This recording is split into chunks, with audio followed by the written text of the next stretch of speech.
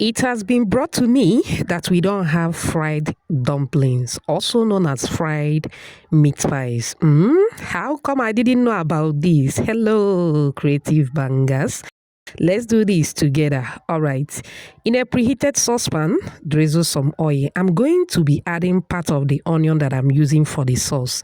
Then moving with my homemade minced beef. Go ahead and stir fry till it is 100% cooked. Thank you so much for watching today's video. To my returning subscribers, I appreciate you all. If you are new here, a warm welcome to you. Please subscribe to my channel. Also like and share this video with your loved ones.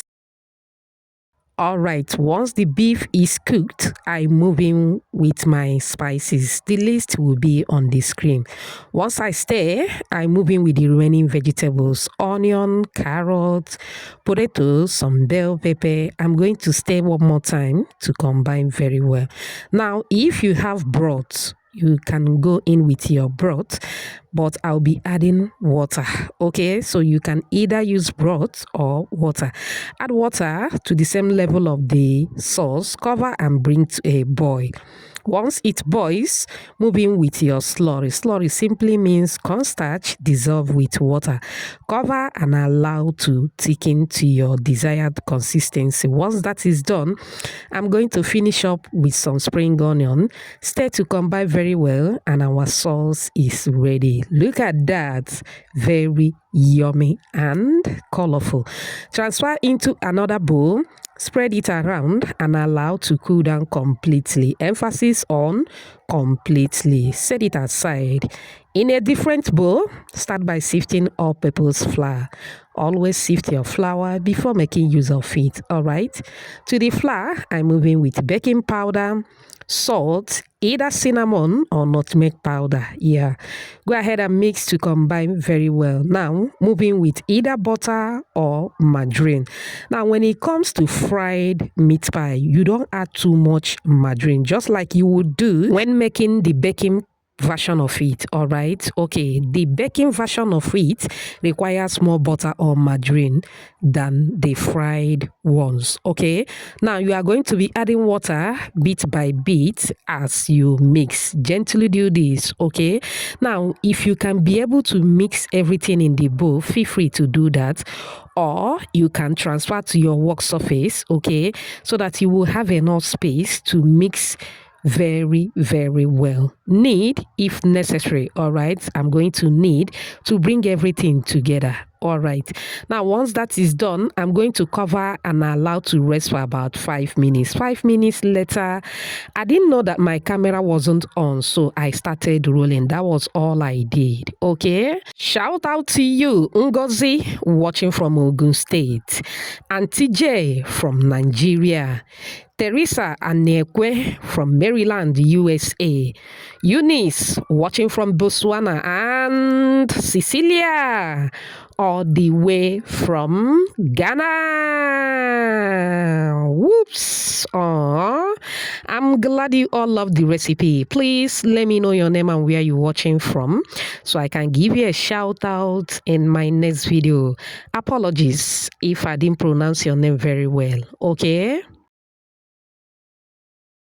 All right, after rolling into a flat dough, you are going to cut with a round object.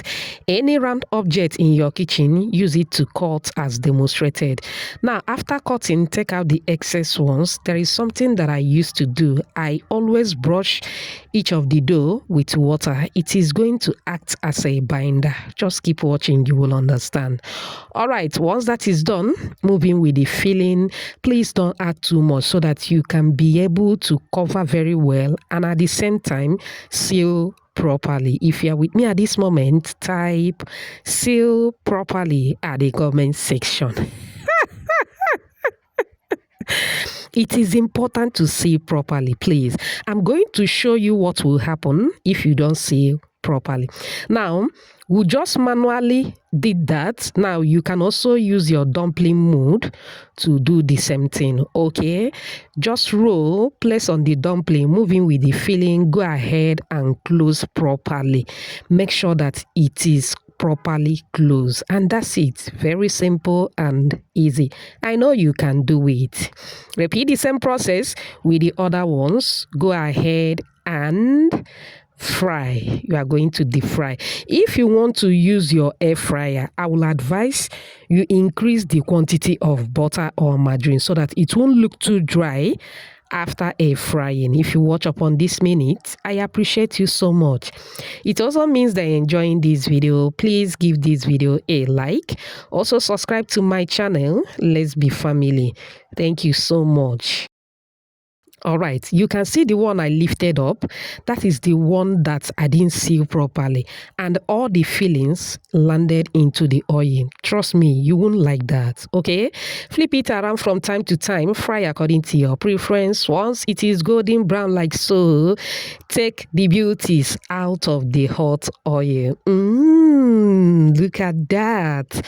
Very simple and easy. We are done, creative bangers.